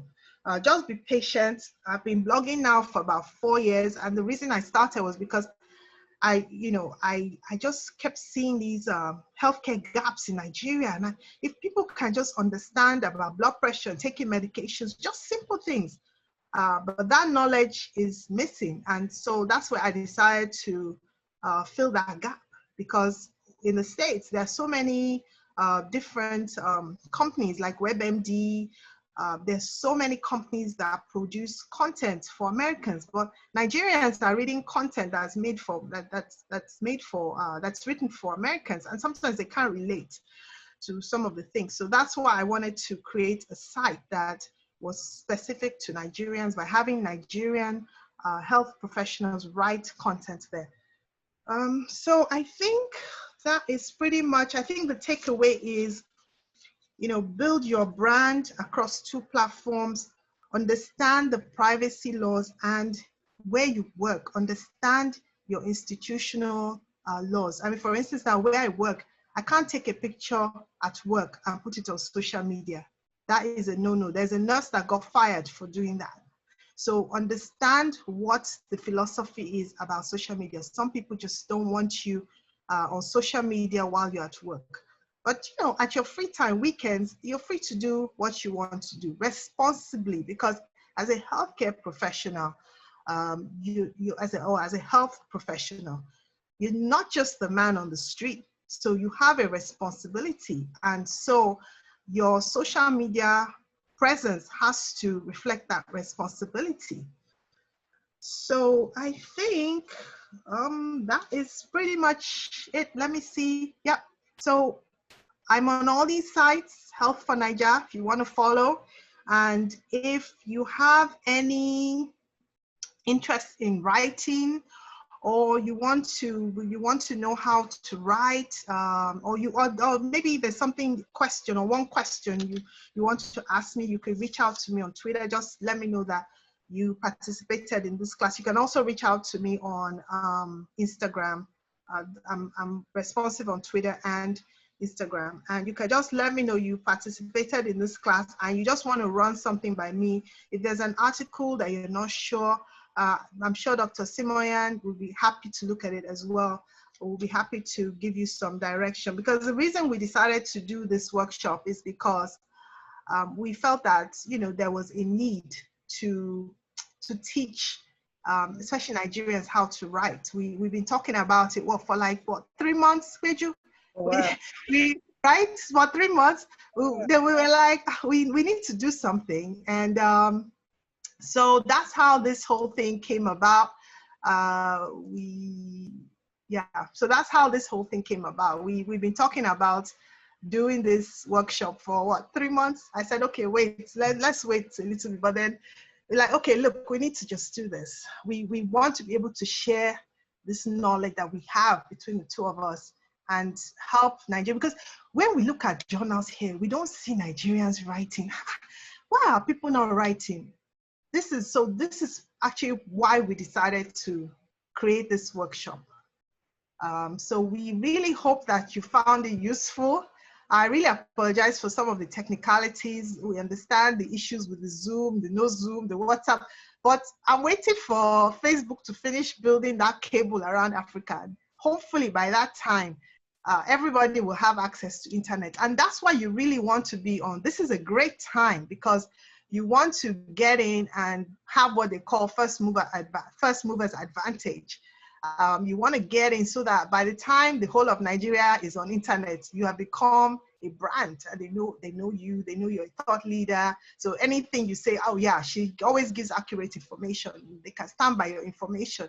If the news outlets, they need anybody, okay, we need an expert in this subject matter. Okay, this is the doctor, or this is the person that they call. So you want to build that brand. This is a good time to do it. So I'm really glad that you're able to participate in this workshop. And hopefully, we were saying that next year we will do this workshop on a cruise. We will take it to another level. We're not going to do Zoom. We're going to go on a cruise. So that's our vision for this. That we'll do this annually, and then we'll grow this brand, and then we'll take it on another level. So thank you so much. I want to say a big thank you to Dr. Doherty. She's amazing. If not for her, we would have had to check out after 40 minutes, because she gave us this Zoom platform. So please, big shout outs to Dr. Doherty of Ingress Health Partners. We thank you so much. You're amazing. This lady, she's just amazing. And also thank you to Dr. Ron Ikpe. Dr. Ron Ikpe, I'm sure he's sick and tired of me. I must have sent like over 50 messages, like, okay, but thank you so much. I mean, this is collaboration. This is what we call, this is the secret sauce. This is collaboration. Without collaboration, you cannot do anything, period. So we're going to open it to questions. We have just about, 12 minutes or so. So we're just going to open it to questions. Thank you.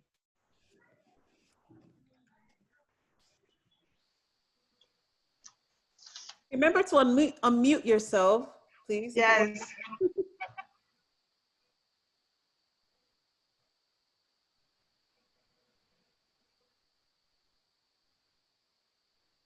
Any questions? Dr. Ron, can you open the WhatsApp chat for questions? I'm doing that now. Okay. Right. Class.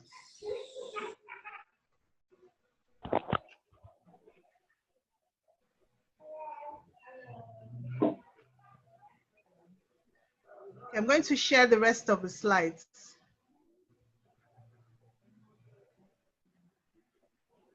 Somebody's raising their hand. Usman. Okay, who was that? Okay, all right. You should go ahead. Okay, go ahead, sir. Go ahead, sir. Good evening. Good evening. And probably good morning in America there. It's afternoon. Okay, it's afternoon. Okay, it's okay. Yeah, thank you for joining. It's a pleasure. I'm very sorry I came late because a colleague of mine just got news that he's been infected with COVID-19. Oh, and, no. Yes, so we had to make some arrangements as to how work will go on and all that. So I had to be in another meeting in trying to sort some things out. I got around about 5:30, but I just made some closing slides. So I don't know if there's some things that I'm eventually getting at the end of the day. But the part that I got, I got the resource area that one may go and then search for some materials, which is very nice. That's just my I don't know, the request. I don't know. I miss almost everything. So someone contacted me on WhatsApp that they are not seeing me join. So I told the person that I had an emergency. I had to quickly sort out before I returned.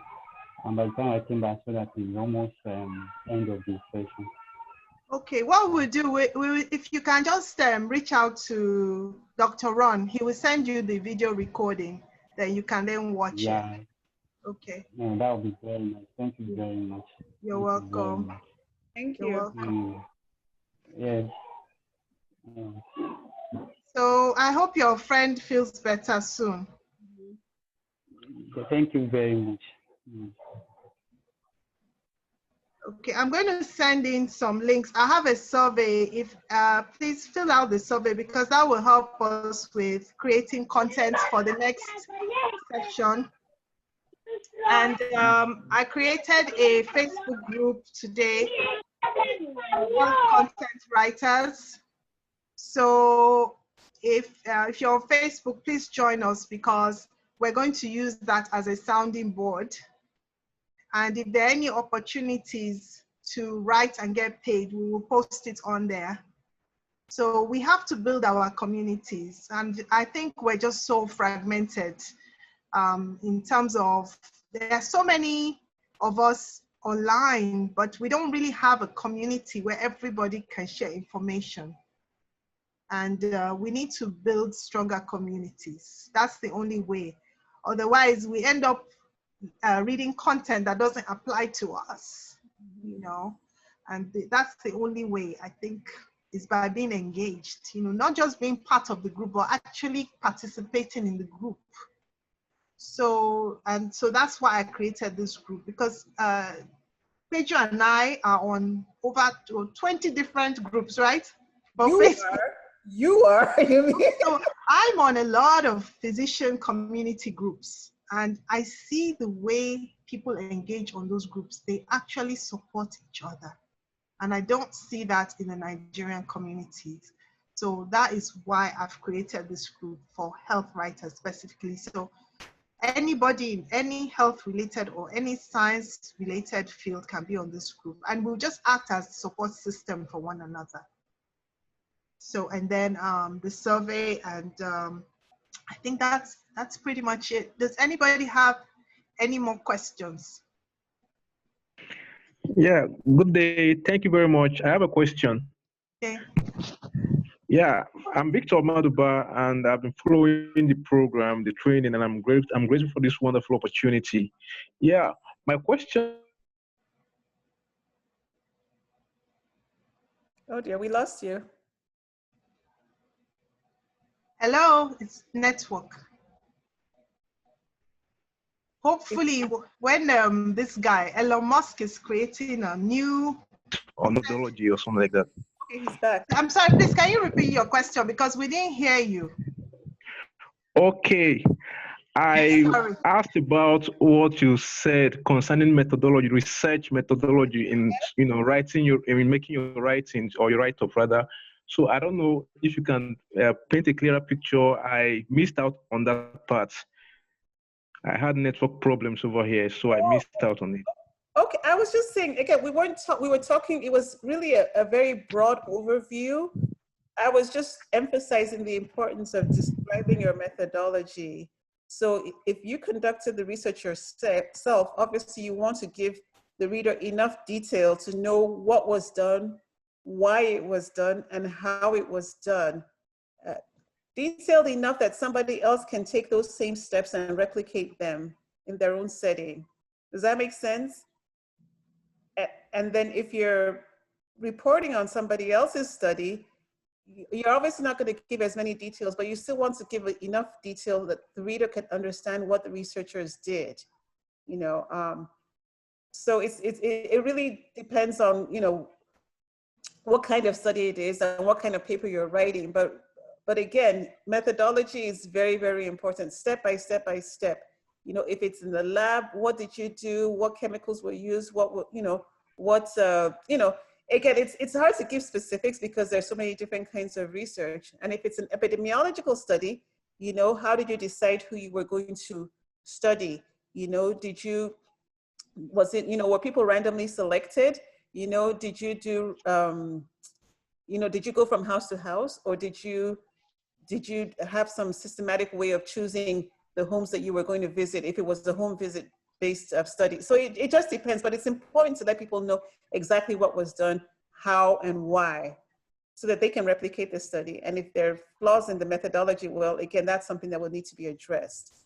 But the methodology really matters because at the end of the day, somebody was saying something on TV about a study and saying, well, it was peer reviewed. And it's like, well, you can peer review a bad study. If the methodology was faulty, that the peer review isn't going to change that. So yeah, so it's important to talk about methodology. It's important to pay attention to it and make sure if you're planning a study and you're not sure, then talk to an expert, talk to somebody who has experience and who knows more about that kind of research. But when you're writing it up, again, you need to pay attention to those details because it's important for the readers to know. I hope that helps. Thank you. You're welcome. I was going to say also, if you're new to putting out content on health content on social media, you can start by summarizing some articles, medical articles that you've read. Just summarize it and say, oh, this article, and just create a link. And I can see the way, some of the doctors abroad write. I mean, you just have to find these people and follow them and learn from what they are doing because they've been doing this a long time. So you can summarize those articles and just create a link, or you can retweet some of those and write your own comments on that article. Oh, I read this article, this is great, So, but keep it positive because like I said, you don't want toxic tweets to come back and bite you later on. They call you for a post and then they'll say, madam, what of that tweet? And then you can't defend it. So generally, anything you put on social media, just make sure if they call you on CNN, then you say, yes, this is mine and I can defend it. So that's just the general rule.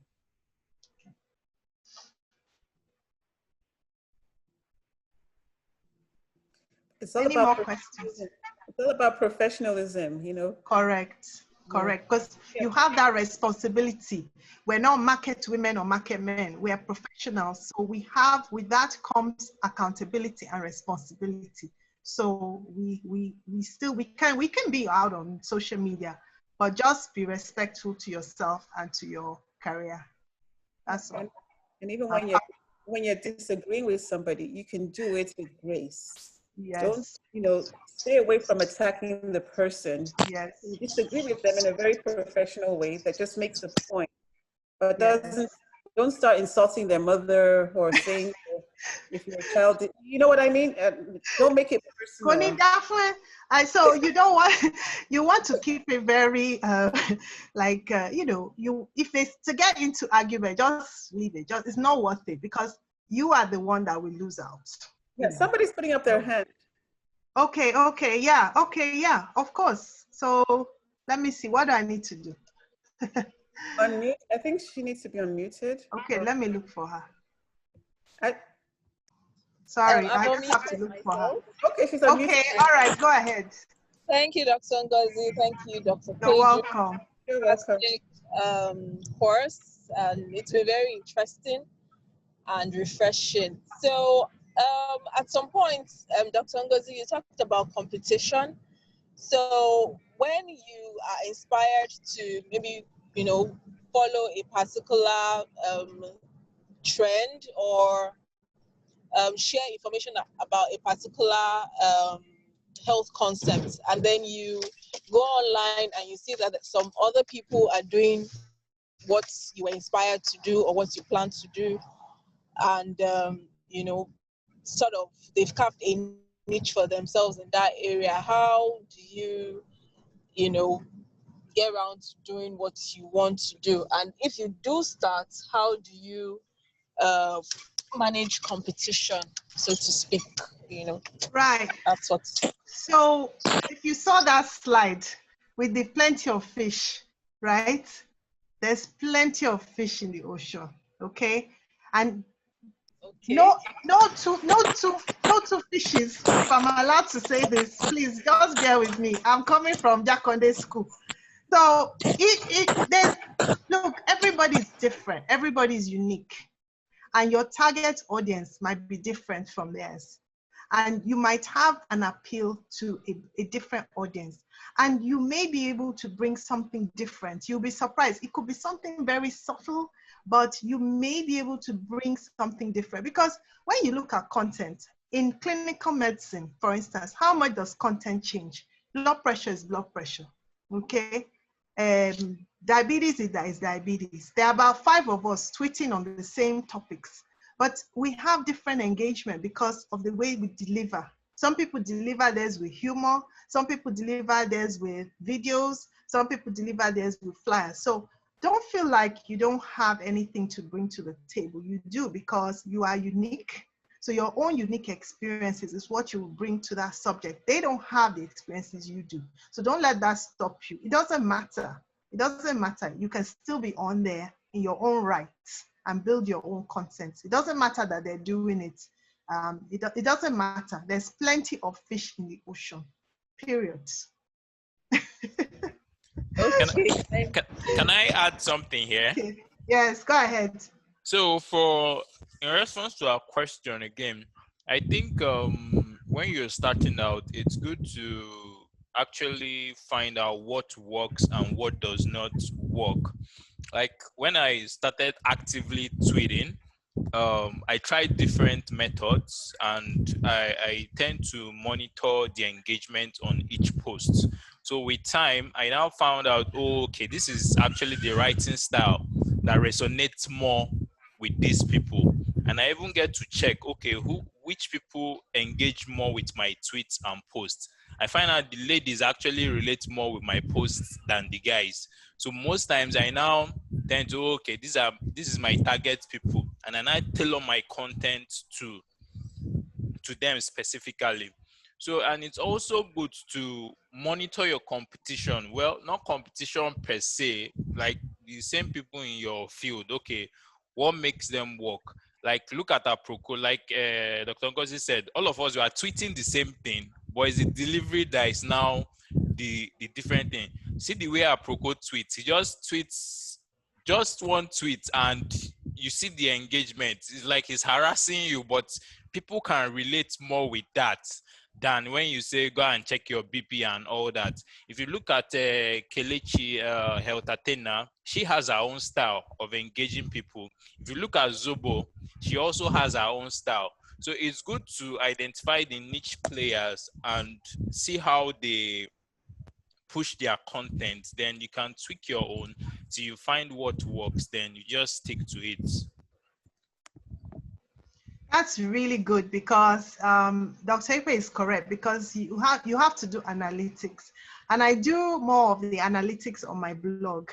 I use Google Analytics to look at how, what's the content is that people are interested in, and I now kind of create content around that content. So it's the same way on Twitter.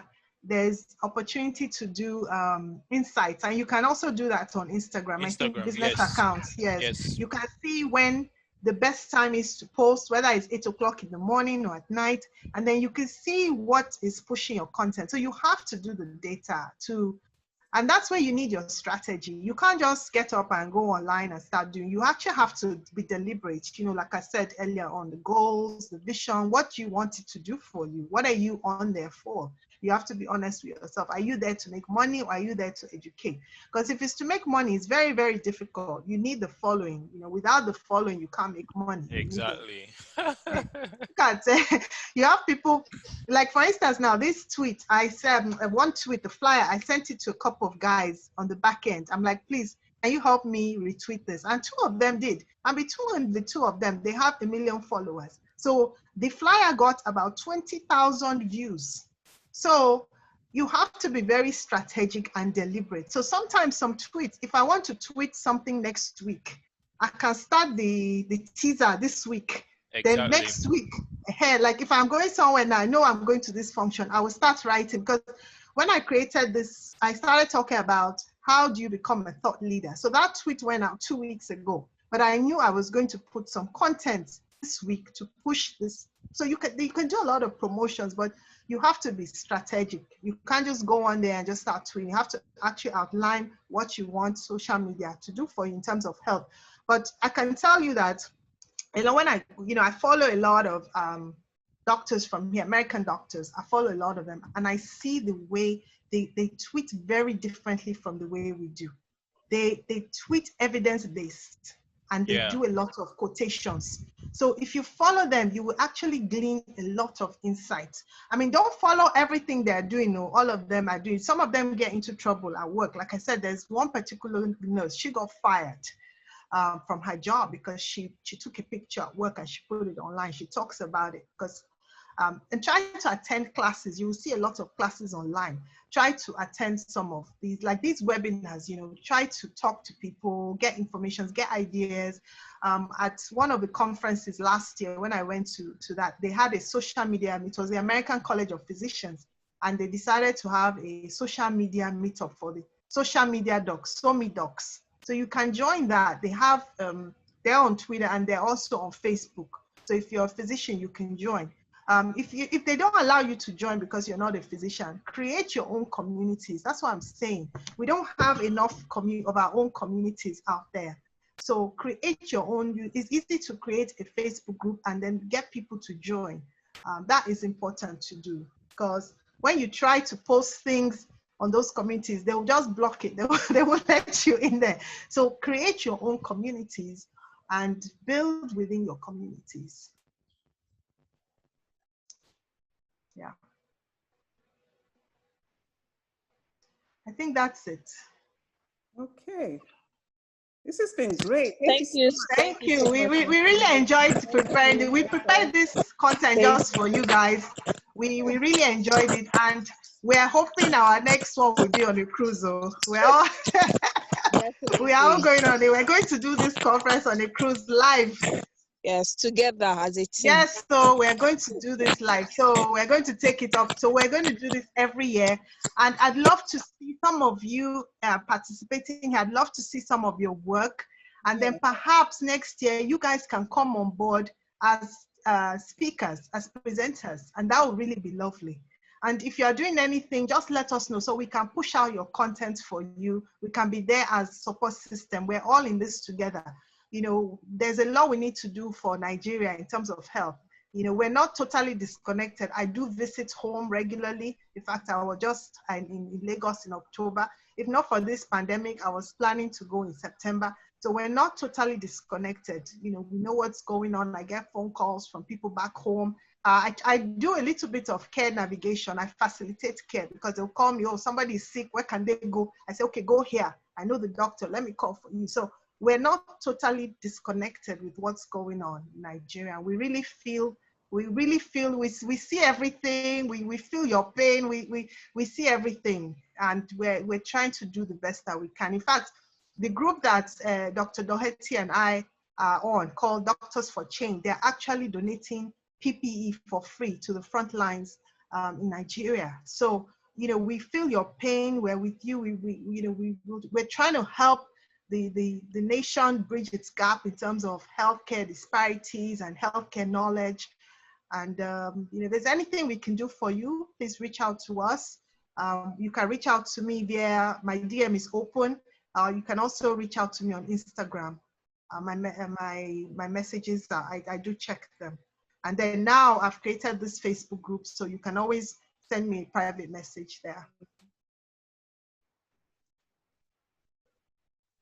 Right. Okay, Dr. Simoya. Thank you so much, everybody. Thank you for, this has been really great. I really enjoyed it. And thank you for your participation. We're looking forward to doing great things and to hearing great things about what you do. All right. And I'm on the I'm not as active on social media as Dr. Noha is, but I'm on the Facebook group she's just created, so we can communicate that way. Yes, and if anybody wants personal coaching on something that you're working on, just reach out and let us know. Okay. All right, thank you. Thank you. Have a great day. Be safe and be well. Bye.